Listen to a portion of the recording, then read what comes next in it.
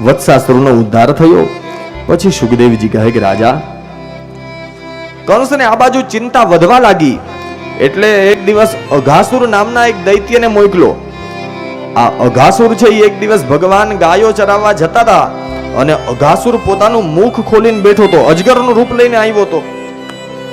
હવે અજગરનું રૂપ લઈને અઘાસુર મોઢું ખોલીને બેઠો તો ગોવાળિયાઓ દૂરથી જોઈને ભગવાનને કહે કે લાલા, કાલે તો અહીંયા ગાયો ચરાવી હતી પણ હવે ત્યારે તો આ ગુફા નહોતી દેખાતી, આ અચાનક રાતોરાત જેસીબી લઈને ગુફા કોને બનાવી નાખી? અને હાલને ગુફાની અંદર જઈને જોઈએ તો ખરા. ભગવાન કહે ગોવાળિયાઓ, અજાણ્યો રસ્તો હોય ને ત્યાં ક્યારેય જવાય નહીં. કારણ ભગવાનને તો ખબર હતી કે આ રાક્ષસ છે, અઘાસુર છે, અને અઘનો અર્થ થાય પાપ.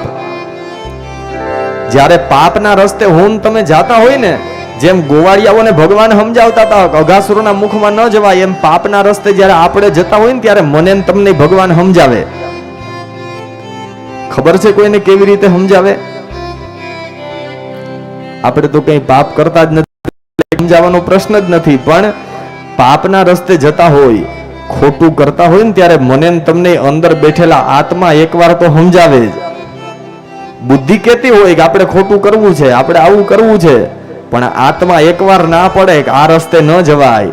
પણ મારી તમારી કમનસીબી છે કે આપણે બુદ્ધિનું જ સાંભળીએ, અંદર બેઠેલા આત્માનું નથી સાંભળતા. ગોવાળિયાઓએ આ જ કર્યું. ભગવાને ના પાડી છતાં પણ ગોવાળિયાઓ અઘાસુરના મુખમાં પ્રવેશી ગયા. ગાયો પણ પાછળ પાછળ વહી ગઈ. હવે ભગવાનને થયું જો હું હવે નહીં જાઉં તો આ અઘાસુર હમણાં ગાયોને ગોવાળિયાઓને મારી નાખશે. ગાયોને ગોવાળિયાઓને અંદર ગયેલા જોઈ ભગવાને અઘાસુરના મુખમાં પ્રવેશ કર્યો. જેવા ભગવાન આ અઘાસુરના મુખમાં ગયા એ જ સમયે અઘાસુરે પોતાનું મુખ બંધ કર્યું. અને ભાગવત તો કહે જ્યારે ગાયો અને ગોવાળિયાઓ અઘાસુરના મુખમાં પ્રવેશી ગયા ત્યારે અઘાસુરના શરીરમાં એટલું બધું વિષ હતું, એટલું બધું ઝેર હતું કે એકવાર તો ગાયો અને ગોવાળિયાઓ બધાય અઘાસુરના પેટની અંદર અઘાસુરના શરીરમાં મૃત્યુ પામ્યા હતા. પણ હવે જેવા ભગવાન અંદર પ્રવેશા, અઘાસુરે પોતાનું મુખ બંધ કર્યું. ભગવાને જોયું ગાયો અને ગોવાળિયાઓ બધાય મૃત્યુ પામ્યા છે. હવે ભગવાને લીલા શરૂ કરી. અઘાસુરના ગળા પાસે આવી ધીમે ધીમે ધીમે કરતા ભગવાન પોતાનું શરીર વધારવા લાગ્યા.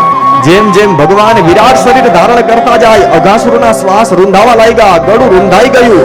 અને હવે ભગવાન પોતાનું શરીર વધારી અઘાસુરનું ગળું ચીરી એમાંથી બહાર નીકળ્યા. અઘાસુરના શરીરમાંથી પ્રાણ નીકળી ગયા. પુષ્પની વૃષ્ટિ થઈ, દુંદુભી નગારાઓનો નાદ થયો. ભગવાનના નામનો જય જયકાર કર્યો. બોલીએ શ્રી વૃંદાવન બિહારી લાલ કી જય. અઘાસુરનો ઉદ્ધાર કરી અને જ્યાં ભગવાને જોયું તો ગાયો અને ગોવાળિયાઓ તો બધાય મૃત્યુ પામ્યા હતા.